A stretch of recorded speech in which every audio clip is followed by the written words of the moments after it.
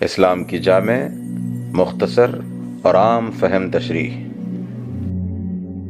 وجہ تسمیہ: دنیا میں جتنے مذہب ہیں ان میں سے ہر ایک کا نام یا تو کسی خاص شخص کے نام پر رکھا گیا ہے یا اس قوم کے نام پر جس میں وہ مذہب پیدا ہوا۔ مثلاً عیسائیت کا نام اس لیے عیسائیت تھا کہ اس کی نسبت حضرت عیسیٰ علیہ السلام کی طرف ہے۔ بدھ مت کا نام اس لیے بدھ مت ہے کہ اس کے بانی مہاتما بدھ تھے۔ زردشتی مذہب کا نام اپنے بانی زردشت کے نام پر ہے۔ یہودی مذہب ایک خاص قبیلے میں پیدا ہوا جس کا نام یہودا تھا۔ ایسا ہی حال دوسرے مذاہب کے ناموں کا بھی ہے، مگر اسلام کی خصوصیت یہ ہے کہ وہ کسی شخص یا قوم کی طرف منسوب نہیں ہے، بلکہ اس کا نام ایک خاص صفت کو ظاہر کرتا ہے جو لفظ اسلام کے معنی میں پائی جاتی ہے۔ یہ نام خود ظاہر کرتا ہے کہ یہ کسی ایک شخص کی ایجاد نہیں ہے، نہ کسی ایک قوم کے ساتھ مخصوص ہے۔ اس کو شخص یا ملک یا قوم سے کوئی علاقہ نہیں، صرف اسلام کی صفت لوگوں میں پیدا کرنا اس کا مقصد ہے۔ ہر زمانے اور ہر قوم کے جن سچے لوگوں میں یہ صفت پائی گئی ہے وہ سب مسلم ہیں اور آئندہ بھی ہوں گے۔ لفظ اسلام کے معنی۔ اسلام کے معنی عربی زبان میں اطاعت اور فرما برداری کے ہیں۔ مذہب اسلام کا نام اسلام اس لیے رکھا گیا ہے کہ یہ اللہ کی اطاعت اور فرما برداری ہے۔ اسلام کی حقیقت: تم دیکھتے ہو کہ دنیا میں جتنی چیزیں ہیں سب ایک قاعدے اور قانون کے تابع ہیں۔ چاند اور تارے سب ایک زبردست قاعدے میں بندھے ہوئے ہیں جس کے خلاف وہ بال برابر بھی جنبش نہیں کر سکتے۔ زمین اپنی خاص رفتار کے ساتھ گھوم رہی ہے۔ اس کے لیے جو وقت اور رفتار اور راستہ مقرر کیا گیا ہے اس میں ذرا فرق نہیں آتا۔ پانی اور ہوا، روشنی اور حرارت سب ایک ضابطے کے پابند ہیں۔ جمادات، نباتات اور حیوانات میں سے ہر ایک کے لیے جو قانون مقرر ہے اسی کے مطابق یہ سب پیدا ہوتے ہیں، بڑھتے اور گھٹتے ہیں، جیتے ہیں اور مرتے ہیں۔ خود انسان کی حالت پر بھی تم غور کرو تو معلوم ہوگا کہ وہ بھی قانون قدرت کا تابع ہے۔ جو قاعدہ اس کی زندگی کے لیے مقرر کیا گیا ہے اسی کے مطابق سانس لیتا ہے، پانی اور غذا اور حرارت اور روشنی حاصل کرتا ہے۔ اس کے دل کی حرکت، اس کے خون کی گردش، اس کے سانس کی آمد و رفت اسی ضابطے کی پابند ہے۔ اس کا دماغ، اس کا معدہ، اس کے پھیپھڑے، اس کے اعصاب اور عضلات، اس کے ہاتھ پاؤں، زبان، آنکھیں، کان اور ناک، الغرض اس کے جسم کا ایک ایک حصہ وہی کام کر رہا ہے جو اس کے لیے مقرر ہے اور اسی طریقے پر کر رہا ہے جو اس کو بتلایا گیا ہے۔ یہ زبردست قانون جس کی بندش میں بڑے بڑے سیاروں سے لے کر زمین کا ایک چھوٹے سے چھوٹا ذرہ تک جکڑا ہوا ہے، ایک بڑے حاکم کا بنایا ہوا قانون ہے۔ ساری کائنات اور کائنات کی ہر چیز اس حاکم کی مطیع اور فرما بردار ہے، کیونکہ وہ اسی کے بنائے ہوئے قانون کی اطاعت و فرما برداری کر رہی ہے۔ اس لحاظ سے ساری کائنات کا مذہب اسلام ہے۔ کیونکہ ہم اوپر بیان کر چکے ہیں کہ خدا کی اطاعت اور فرما برداری ہی کو اسلام کہتے ہیں، سورج، چاند اور تارے سب مسلم ہیں، زمین بھی مسلم ہے، ہوا اور پانی اور روشنی بھی مسلم ہے، درخت اور پتھر اور جانور بھی مسلم ہے، اور وہ انسان بھی جو خدا کو نہیں پہچانتا اور خدا کا انکار کرتا ہے، یا جو خدا کے سوا دوسروں کو پوجتا ہے اور خدا کے ساتھ دوسروں کو شریک کرتا ہے، ہاں وہ بھی اپنی فطرت اور طبیعت کے لحاظ سے مسلم ہے، کیونکہ اس کا پیدا ہونا، زندہ رہنا اور مرنا سب کچھ خدائی قانون کی ہی کے ماتحت ہے۔ اس کے تمام اعضاء اور اس کے جسم کا ایک ایک رونگٹے کا مذہب اسلام ہے، حتیٰ کہ اس کی وہ زبان بھی اصل میں مسلم ہے جس سے وہ نادانی کے ساتھ کفر اور شرک کے خیالات ظاہر کرتا ہے۔ اس کا وہ سر بھی پیدائشی مسلم ہے جس کو وہ زبردستی خدا کے سوا دوسروں کے سامنے جھکاتا ہے۔ اس کا وہ دل بھی فطرتاً مسلم ہے جس میں وہ بے علمی کی وجہ سے خدا کے سوا دوسروں کی عزت اور محبت کرتا ہے، کیونکہ یہ سب چیزیں خدائی قانون کی فرما بردار ہیں اور ان کی ہر جنبش خدا ہی کے قانون کے ماتحت ہوتی ہے۔ اب ایک دوسرے پہلو سے دیکھو، انسان کی ایک حیثیت تو یہ ہے کہ وہ دیگر مخلوقات کی طرح قانون قدرت کے زبردست قاعدوں سے جکڑا ہوا ہے اور ان کی پابندی پر مجبور ہے۔ دوسری حیثیت یہ ہے کہ وہ عقل رکھتا ہے، سوچنے، سمجھنے اور رائے قائم کرنے کی قوت رکھتا ہے، اور اپنے اختیار سے ایک بات کو مانتا ہے، دوسری بات کو نہیں مانتا، ایک طریقے کو پسند کرتا ہے، دوسرے طریقے کو پسند نہیں کرتا، زندگی کے معاملات میں اپنے ارادے سے خود ایک ضابطہ بناتا ہے یا دوسروں کے بنائے ہوئے ضابطے کو اختیار کرتا ہے۔ اس حیثیت سے وہ دنیا کی دوسری چیزوں کی مانند کسی مقرر قانون کا پابند نہیں کیا گیا ہے، بلکہ اس کو اپنے خیال، اپنی رائے اور عمل میں انتخاب کی آزادی بخشی گئی ہے۔ انسان کی زندگی میں یہ دو حیثیتیں الگ الگ پائی جاتی ہیں۔ پہلی حیثیت میں وہ دنیا کی تمام دوسری چیزوں کے ساتھ پیدائشی مسلم ہے اور مسلم ہونے پر مجبور ہے، جیسا کہ ابھی تم کو معلوم ہو چکا ہے۔ دوسری حیثیت میں مسلم ہونا یا نہ ہونا اس کے اختیار میں ہے، اور اسی اختیار کی بنا پر انسان دو طبقوں میں تقسیم ہو جاتا ہے۔ ایک انسان وہ ہے جو اپنے خالق کو پہچانتا ہے، اس کو اپنا آقا اور مالک تسلیم کرتا ہے اور اپنی زندگی کے اختیاری کاموں میں بھی اسی کے پسند کیے ہوئے قانون کی فرما برداری کرتا ہے۔ یہ پورا مسلم ہے۔ اس کا اسلام مکمل ہو گیا، کیونکہ اب اس کی زندگی سراسر اسلام ہے۔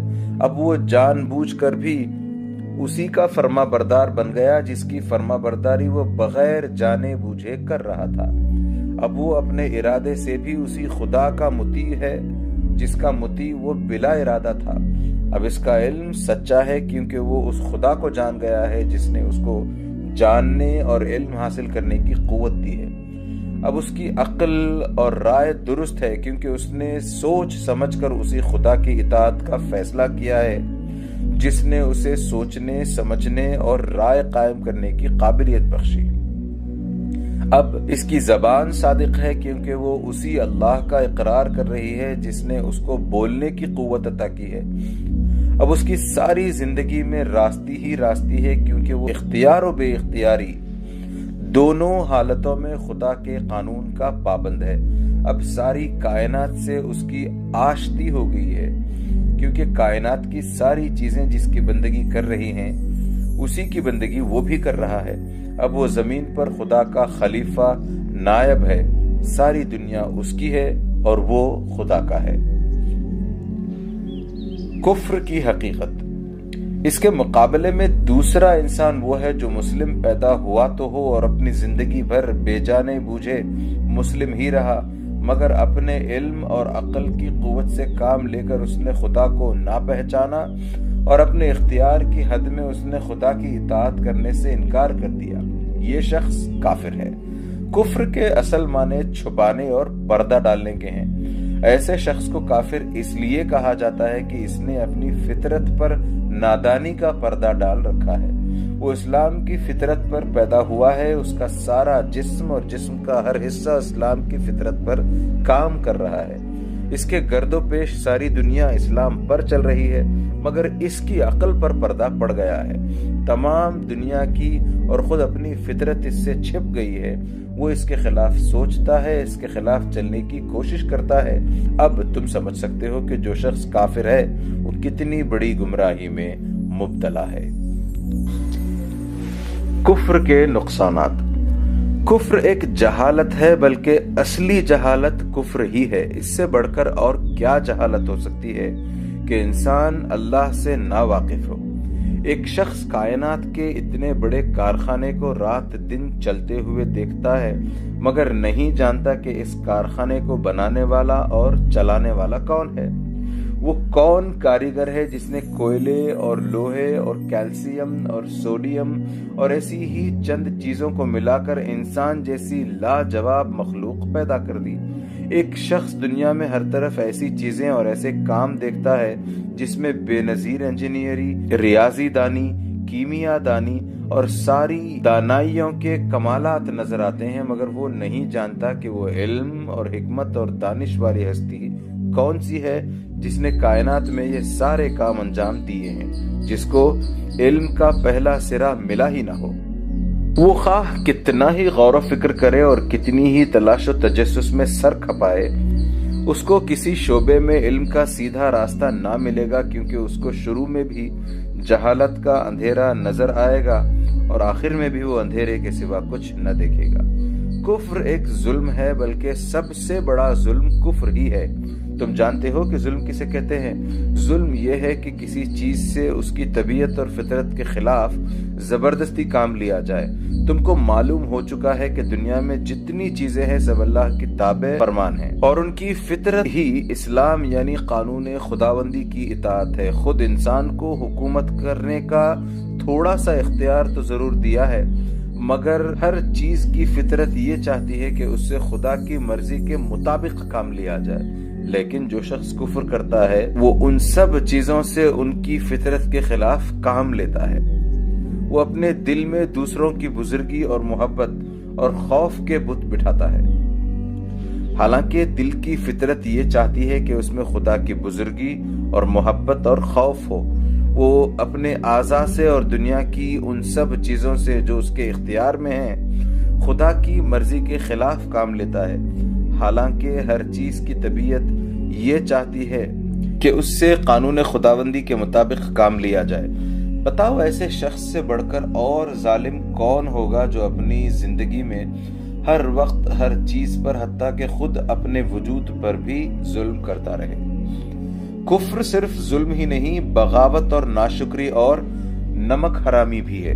ذرا غور کرو، انسان کے پاس خود اپنی کیا چیز ہے؟ اپنے دماغ کو اس نے پیدا کیا ہے یا خدا نے؟ اپنے دل، اپنی آنکھوں اور اپنی زبان اور اپنے ہاتھ پاؤں اور اپنے تمام اعضاء کا وہ خود خالق ہے یا خدا؟ اس کے گرد و پیش جتنی چیزیں ہیں ان کو پیدا کرنے والا خود انسان ہے یا خدا؟ ان سب چیزوں کو انسان کے لیے مفید اور کارآمد بنانا اور انسان کو ان کے استعمالات کی قوت دینا انسان کا کام ہے یا خدا کا؟ تم کہو گے کہ یہ سب خدا کی چیزیں ہیں، خدا ہی نے ان کو پیدا کیا ہے، خدا ہی ان کا مالک ہے اور خدا ہی کی بخشش سے یہ انسان کو حاصل ہوئی ہیں۔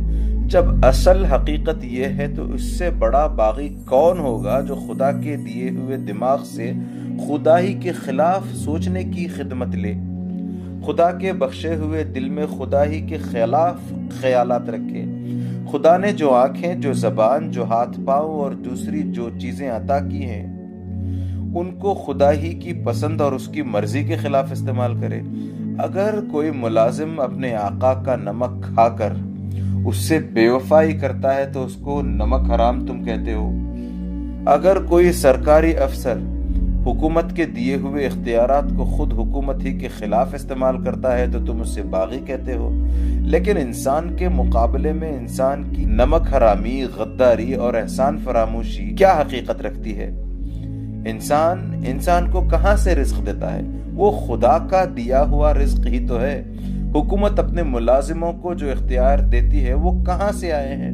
خدا ہی نے تو اس کو فرما روائی کی طاقت دی ہے۔ کوئی احسان کرنے والا شخص کسی دوسرے شخص پر احسان کہاں سے کرتا ہے؟ سب کچھ خدا ہی کا تو بخشا ہوا ہے۔ انسان پر سب سے بڑا حق اس کے ماں باپ کا ہے، مگر ماں اور باپ کے دل میں اولاد کے لیے محبت کس نے پیدا کی؟ ماں کے سینے میں دودھ کس نے اتارا؟ باپ کے دل میں یہ بات کس نے ڈالی کہ اپنے گاڑھے پسینے کی کمائی گوشت پوست کے ایک بیکار لوتڑے پر خوشی خوشی لٹا دے اور اس کی پرورش اور تعلیم و تربیت میں اپنا وقت، اپنی دولت، اپنی آسائش سب کچھ قربان کر دے؟ اب بتاؤ کہ جو خدا انسان کا اصلی محسن ہے، حقیقی بادشاہ ہے، سب سے بڑا پروردگار ہے، اگر اسی کے ساتھ انسان کفر کرے، اس کو خدا نہ مانے، اس کی بندگی سے انکار کرے اور اس کی اطاعت سے منہ موڑے تو یہ کیسی سخت بغاوت ہے، کتنی بڑی احسان فراموشی اور نمک حرامی ہے۔ کہیں یہ نہ سمجھ لینا کہ کفر سے انسان خدا کا کچھ بگاڑتا ہے۔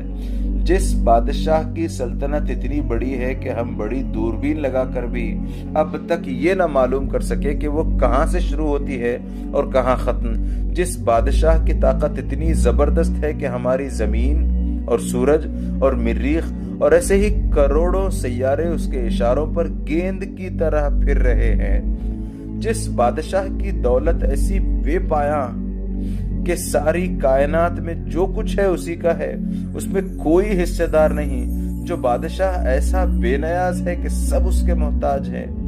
بھلا انسان کی کیا ہستی ہے کہ اس کے ماننے یا نہ ماننے سے ایسے بادشاہ کو کوئی نقصان بھی ہو۔ اس سے کفر اور سرکشی اختیار کر کے انسان اس کا کچھ نہیں بگاڑتا، بلکہ خود اپنی تباہی کا سامان کرتا ہے۔ کفر اور نافرمانی کا لازمی نتیجہ یہ ہے کہ انسان ہمیشہ کے لیے ناکام اور نامراد ہو جائے۔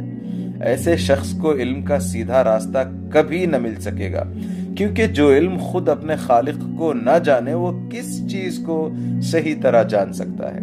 اس کی عقل ہمیشہ ٹیڑھے راستے پر چلے گی، کیونکہ جو عقل خود اپنے بنانے والے کو پہچاننے میں غلطی کرے اور کس چیز کو وہ صحیح سمجھ سکتی ہے۔ وہ اپنی زندگی کے سارے معاملات میں ٹھوکریں اور اس پر پھر ٹھوکریں کھائے گا۔ اس کے اخلاق خراب ہوں گے، اس کا تمدن خراب ہوگا، اس کی معاشرت خراب ہوگی، اس کی معیشت خراب ہوگی، اس کی حکومت اور سیاست خراب ہوگی، وہ دنیا میں بد امنی پھیلائے گا، کچھ تو خون کرے گا، دوسروں کے حقوق چھینے گا، ظلم و ستم کرے گا، خود اپنی زندگی کو اپنے برے خیالات اور اپنی شرارت اور بدعمالی سے اپنے لیے تلخ کر لے گا۔ پھر جب وہ اس دنیا سے گزر کر آخرت کے عالم میں پہنچے گا تو سب چیزیں جن پر وہ تمام عمر ظلم کرتا رہا اس کے خلاف نالش کریں گی۔ اس کا دماغ، اس کا دل، اس کی آنکھیں، اس کے کان، اس کے ہاتھ پاؤں، الغرض اس کا رونگٹا رونگٹا خدا کی عدالت میں اس کے خلاف استغاثہ کرے گا کہ اس ظالم نے تیرے خلاف بغاوت کی اور بغاوت میں ہم سے زبردستی کام لیا۔ وہ زمین جس پر وہ نافرمانی کے ساتھ چلا اور بسا، وہ رزق جس کو اس نے ناجائز طریقوں سے کمایا، اور وہ دولت جو حرام سے آئی اور حرام پر خرچ کی گئی، وہ سب چیزیں جن پر اس نے باغی بن کر غاصبانہ تصرف کیا، وہ سب آلات و اسباب جن سے اس نے بغاوت میں کام لیا، اس کے مقابلے میں فریادی بن کر آئیں گے، اور خدا جو حقیقی منصف ہے ان مظلوموں کی داد رسی میں اس باغی کو ذلت کی سزا دے گا۔ اسلام کے فائدے یہ ہیں کفر کے نقصانات۔ آؤ اب ایک نظر یہ بھی دیکھو کہ اسلام کا طریقہ اختیار کرنے میں کیا فائدہ ہے۔ اوپر تم کو معلوم ہو چکا ہے کہ اس جہان میں ہر طرف خدا کی خدائی کے نشانات پھیلے ہوئے ہیں۔ کائنات کا یہ عظیم الشان کارخانہ جو ایک مکمل نظام اور ایک اٹل قانون کے تحت چل رہا ہے، خود اس بات پر گواہ ہے کہ اس کا بنانے والا اور چلانے والا ایک زبردست فرما روا ہے جس کی حکومت سے کوئی چیز سرتابی نہیں کر سکتی۔ تمام کائنات کی طرح خود انسان بھی یہی فطرت رکھتا ہے کہ اس کی اطاعت کرے، چنانچہ بے سمجھے وہ رات دن اسی کی اطاعت کر رہا ہے، کیونکہ اس کے قانون قدرت کی خلاف ورزی کر کے وہ زندہ ہی رہ نہیں سکتا۔ لیکن خدا نے انسان کو علم کی قابلیت، سوچنے اور سمجھنے کی قوت اور نیک اور بد کی تمیز دے کر ارادے اور اختیار میں تھوڑی سی آزادی بخشی ہے۔ اس آزادی میں دراصل انسان کا امتحان ہے، اس کی عقل کا امتحان ہے، اس کی تمیز کا امتحان ہے، اس بات کا امتحان ہے کہ اسے جو آزادی عطا کی گئی ہے اس کو وہ کس طرح استعمال کرتا ہے۔ اس امتحان میں کوئی ایک طریقہ اختیار کرنے پر انسان کو مجبور نہیں کیا گیا ہے، کیونکہ مجبور کرنے سے امتحان کا مقصد ہی فوت ہو جاتا ہے۔ تم سمجھ سکتے ہو کہ امتحان میں سوالات کا پرچہ دینے کے بعد اگر تم کو ایک خاص جواب دینے پر مجبور کیا جائے تو ایسے امتحان سے کوئی فائدہ نہ ہوگا۔ تمہاری اصل قابلیت تو اسی وقت کھلے گی جب تم کو ہر قسم کے جواب دینے کا اختیار ہو۔ اگر تم نے صحیح جواب دیا تو کامیاب ہوگے اور آئندہ ترقیوں کا دروازہ تمہارے لیے کھل جائے گا، اور اگر غلط جواب دیا تو ناکام ہوگے اور اپنی ناقابلیت سے خود ہی اپنی ترقی کا راستہ روک لوگے۔ بالکل اسی طرح اللہ تعالی نے بھی اپنے امتحان میں انسان کو آزاد رکھا ہے کہ جو طریقہ چاہے اختیار کرے۔ اب ایک شخص تو وہ ہے جو خود اپنی کائنات کی طرف دیکھ کر کائنات کی فطرت کو نہیں سمجھتا، اپنے خالق کی ذات و صفات کو پہچاننے میں غلطی کرتا ہے اور اختیار کی جو آزادی اسے دی گئی ہے اس سے فائدہ اٹھا کر نافرمانی اور سرکشی کا طریقہ اختیار کرتا ہے، یہ شخص علم اور عقل اور تمیز اور فرض شناسی کے امتحان میں ناکام ہو گیا۔ اس نے خود ثابت کر دیا کہ وہ ہر حیثیت سے ادنا درجے کا آدمی ہے، لہٰذا اس کا وہی انجام ہونا چاہیے جو تم نے اوپر دیکھ لیا۔ اس کے مقابلے میں ایک دوسرا شخص ہے جو اس امتحان میں کامیاب ہو گیا۔ اس نے علم اور عقل سے صحیح کام لے کر خدا کو جانا اور مانا، حالانکہ وہ ایسا کرنے پر مجبور نہیں کیا گیا تھا۔ اس نے نیک اور بد کی تمیز میں بھی غلطی نہ کی اور اپنے آزاد انتخاب سے نیکی ہی کو پسند کیا، حالانکہ وہ بدی کی طرف بھی مائل ہونے کا اختیار رکھتا تھا۔ اس نے اپنی فطرت کو سمجھا، اپنے خدا کو پہچانا اور نافرمانی کا اختیار رکھنے کے باوجود خدا کی فرما برداری ہی اختیار کی۔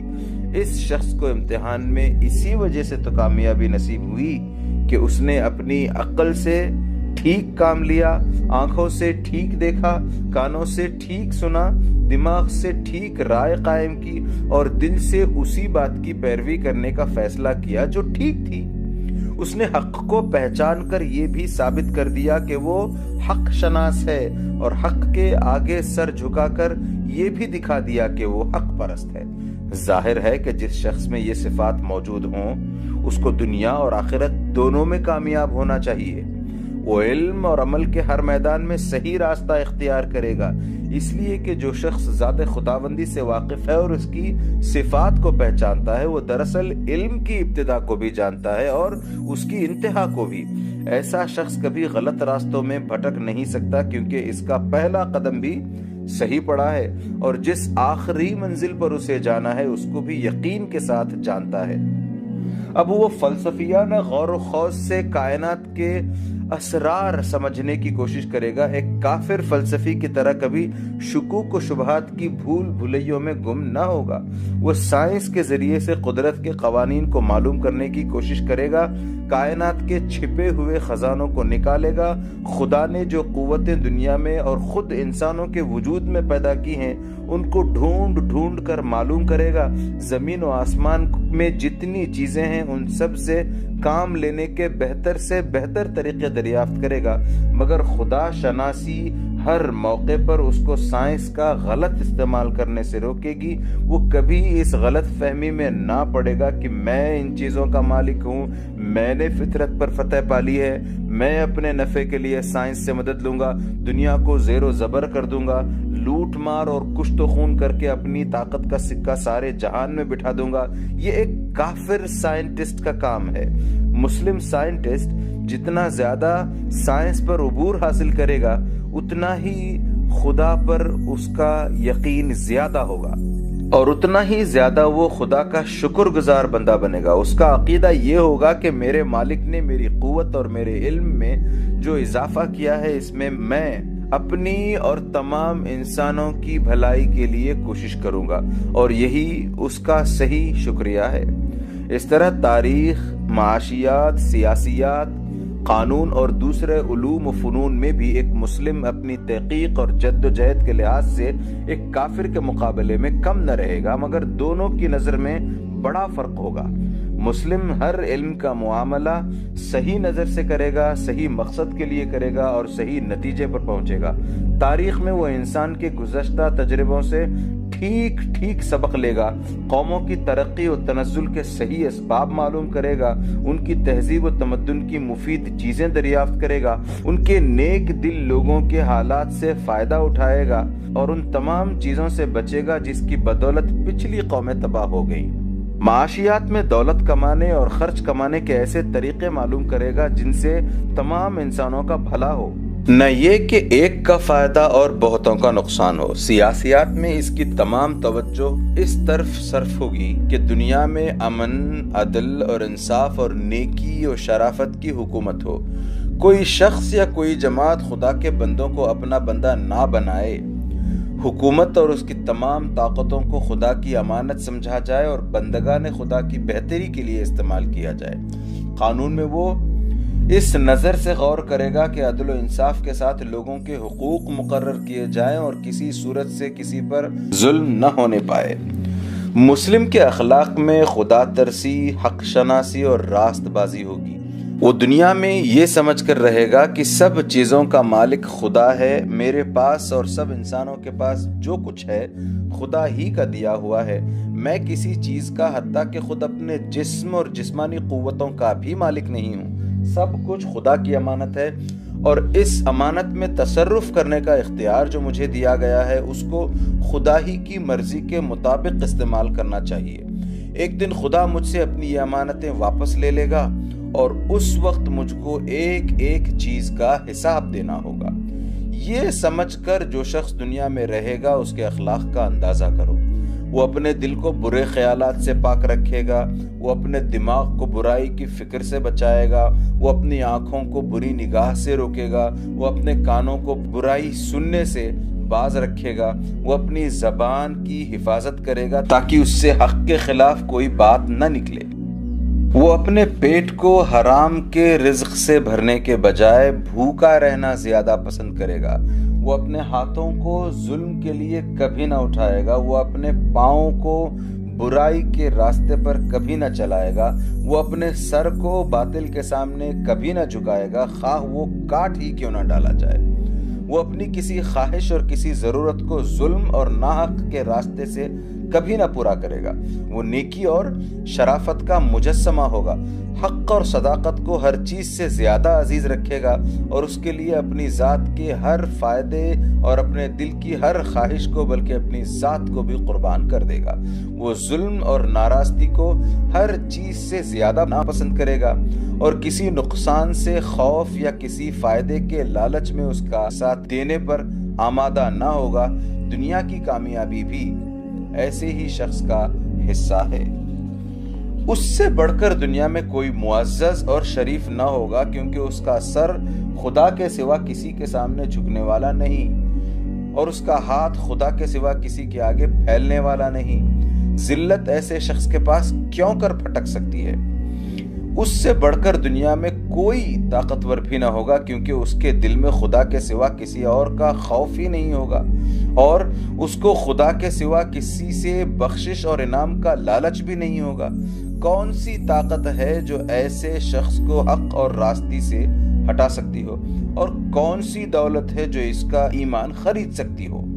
اس سے بڑھ کر دنیا میں کوئی غنی اور دولت مند بھی نہ ہوگا کیونکہ وہ عیش پرست نہیں، خواہشات نفس کا بندہ نہیں، حریص اور لالچی نہیں، اپنی جائز محنت سے جو کچھ کماتا ہے اسی پر قناعت کرتا ہے اور ناجائز دولت کے ڈھیر بھی اگر اس کے سامنے لگا دیے جائیں تو ان کو حقارت سے ٹھکرا دیتا ہے۔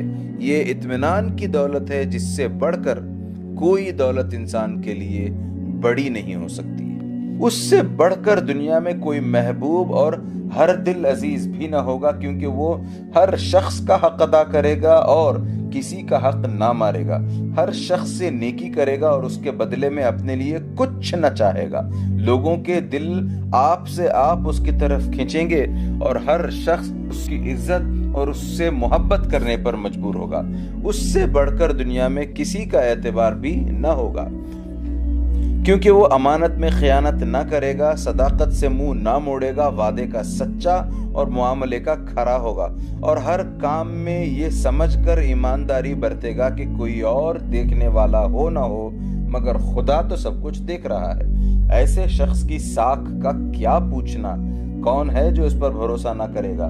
ایک مسلم کی سیرت کو اچھی طرح سمجھ لو تو تم کو یقین آ جائے گا کہ مسلم کبھی دنیا میں ذلیل اور محکوم اور مغلوب بن کر نہیں رہ سکتا، وہ ہمیشہ غالب اور حاکم ہی رہے گا کیونکہ اسلام جو صفات اس میں پیدا کرتا ہے اس پر کوئی قوت غالب نہیں آ سکتی۔ اس طرح دنیا میں عزت اور بزرگی کے ساتھ زندگی بسر کرنے کے بعد جب وہ اپنے خدا کے سامنے حاضر ہوگا تو اس پر خدا اپنی نعمتوں اور رحمتوں کی بارش کرے گا کیونکہ جو امانت اس کے سپرد کی گئی تھی اس کا پورا حق اس نے ادا کر دیا اور جس امتحان میں خدا نے اس کو ڈالا تھا اس میں وہ پورے نمبروں کے ساتھ کامیاب ہوگا۔ یہ ابدی کامیابی جو دنیا سے لے کر آخرت تک مسلسل چلی جاتی ہے اور کہیں اس کا سلسلہ ختم نہیں ہوتا، یہ اسلام ہے، انسان کا فطری مذہب۔